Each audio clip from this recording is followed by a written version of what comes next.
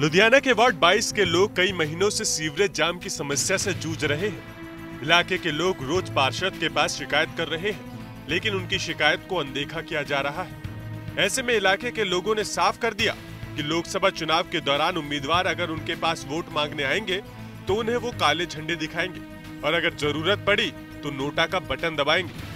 समस्या यहाँ पे है जी, पानी हमेशा ही खड़ा रहता है।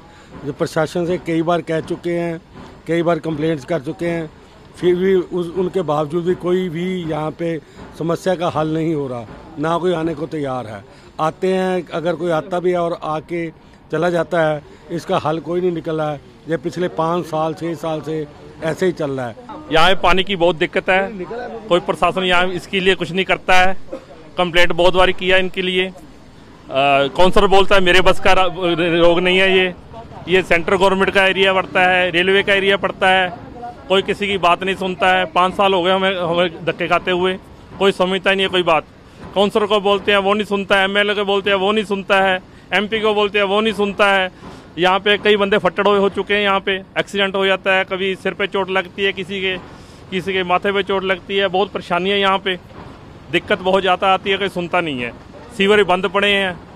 वार्ड नंबर 22 के लोगों ने बताया कि रेलवे लाइन के नीचे एक तरफ से दूसरी तरफ जाने का रास्ता है, वो सीवरेज के पानी से भरा पड़ा है और लोगों को आने जाने में बहुत परेशानी आ रही है, जिसके चलते लोग लाइन के ऊपर से एक तरफ से दूसरी तरफ आते जाते हैं और कई बार वहां पर हादसा भी हो चुका है और कई लोगों की मौत हो चुकी है। प्रशासन इसके बारे में कोई भी सुनवाई नहीं कर रहा है।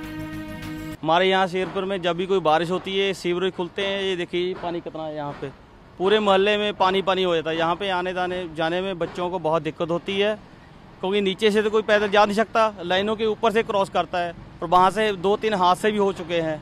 अब यहाँ से सीवरेज खुला पड़ा है। काउंसलर वगैरह हमारे MP वगैरह आते हैं, आके देख के चले जाते हैं। ये सेंट्रल गवर्नमेंट का काम है, कोई काम नहीं करता। यहाँ पे कई हादसे हो चुके हैं, कई लोगों का यहाँ पे सिर पे चोट भी लगी है, गंभीर हुई है, काफ़ी जख्मी भी हुए हैं। इस हालत में मतलब जो काउंसलर साहब है, कोई सुनवाई नहीं होती हमारी यहाँ। ऐसा नहीं है कि वार्ड 22 के लोग अकेले बद से बदतर जिंदगी जीने को मजबूर हैं। कुछ ऐसा ही आलम शेरपुर खुर्द के लोगों का भी है। यहाँ पर सीवरेज के हालात बहुत ख़राब हैं, बहुत कंप्लेंट्स करते हैं। यहाँ पे जो काउंसलर मिस्टर राजू रवड़ा जी हैं, उनको भी बोला गया है, वो आदमी भेजते हैं और जब भी आदमी भेजते हैं वो एक दिन साफ़ करते हैं और पैसे मांगते हैं। जब पैसे नहीं देते हैं तो वो कहते हैं कि हम इसमें बोरी फंसा जाएंगे। तो फिर आते हैं, एक दिन साफ़ होता है, दूसरे दिन नहीं होता। बहुत कंप्लेंट्स करते हैं। यहाँ हम अपने किसी भी कस्टमर को नहीं बुला सकते, कुछ भी नहीं कर सकते, ना गाड़ी खड़ी करने की जगह है, स्मेल बहुत है। इस जगह पे जो सीवरेज का पानी है गंदा ओवरफ्लो होकर साढ़े अंदरों में घुस रहा है, जिसका पानी पीने के भी लिए मजबूर हो रहा, गंदा पानी आ रहा है।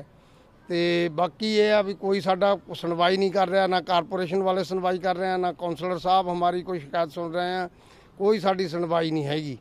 हौजरी के लिए मैनचेस्टर के नाम से जाने जाने वाला लुधियाना को स्मार्ट सिटी भी घोषित किया जा चुका है, लेकिन इस बार के लोकसभा के चुनाव लुधियाना के लिए बहुत महत्वपूर्ण होंगे, क्योंकि लुधियाना में इंडस्ट्री जोन होने के चलते पूरे यूपी बिहार पूर्वांचल से लोग रोजगार के चलते यहाँ आते हैं और कई तो यहीं पर बस जाते हैं। लेकिन पिछले 5 से 10 सालों में उनके साथ हो रही बेइंसाफी की वजह से अब वो इस चुनाव में नाराज है और तकरीबन 3 लाख वोटर एक ही स्वर में नोटा दबाने का गम चुनाव में खड़े नेताओं को देने का मूड बना चुके हैं। ये देखिए समस्या तो ये बुरा हाल है हमारा। जो कंप्लेंट करते हैं हम लोग, वो हमारा सुनवाई नहीं होता है। ये वोट मांगने आते हैं हाथ जोड़ के, जब इलेक्शन हो जाता है ऐसे करके हाथ जोड़ते हैं। जब उनका वो हो जाता है कोई सुनवाई नहीं होता है उनका, वो अपनी वो होती है उनकी। मगर ये है हम लोग गरीब हैं, कोई वो नहीं है। जो आदमी चलता है फिरता है, ये गली है, कोई भी काम हो हम उनके लिए जाते हैं, सिफारिश करने जाते हैं। कल को आना है, परसों को आना है, 4 दिन आना है, हफ्ता बंद है। ये कोई वो होती है तरीका है, ये कोई इसका कोई सोल्यूशन नहीं है ना। हालांकि लुधियाना में जितनी भी इंडस्ट्री है उसमें 80% इंडस्ट्री इन्हीं लोगों की मेहनत की वजह से चल रही है और लुधियाना की तरक्की में इन्हीं लोगों का बड़ा हाथ है। परंतु जितना बड़ा इनका योगदान है उतने ही हाशिए पर इन लोगों को हर एक पार्टी की सरकार ने रखा है, इसलिए ये अब नोटा दबाने पर विचार कर रहे हैं। ऐसे है जो काम कर वोट तो उसको डालें जो काम करेगा, काम ही नहीं करता वोट किसको डालेंगे। कोई सुनवाई नहीं हुई, किसी ने नहीं सुना। लुधियाना के मौजूदा सांसद रवनीत सिंह बिट्टू जो कांग्रेस पार्टी से हैं, अब पंजाब में पिछले 2 सालों से इनकी सरकार भी है और 1 साल से लुधियाना कॉरपोरेशन में भी कांग्रेस ही काबिज है। बावजूद इनके मैनचेस्टर कहे जाने वाले लुधियाना की ऐसी हालत वाकई सोचने को मजबूर करती है।